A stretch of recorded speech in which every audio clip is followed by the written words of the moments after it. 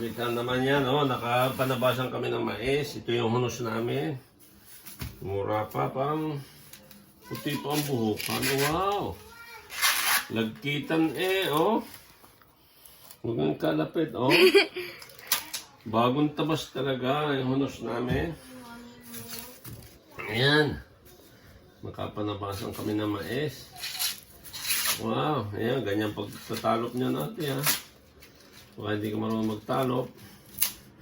Ito, magmamais dati ate. Dami akong tinatanong sa pilit. Sa nabangka niyan. Nag-aararo. Ngayon, nabasa na lang. Lawig. O, yan. Mabilis ba akong magtalop, ate? Uy. Oh, may pantalo pa ako dati. Yung tinilusan na kawayan. Sama si Carling. Carling naman niya. Akala yung nagtatabas ng mais yung pala. Tulog sa puno ng niyog. Pala nasa birthdayhan na. Ayan, oh. Maganda ang laman. Magandang gulayin, oh. Medyo lugi pang ilabon, pero pwede na rin ilabon. Ibang kung ano sabik. Ano ba ate? Nakikita ba ate? Uy. Ano ba?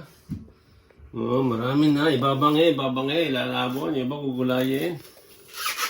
Oh, ito medyo yung magulang-gulang na rin. Pwede na rin ibangay.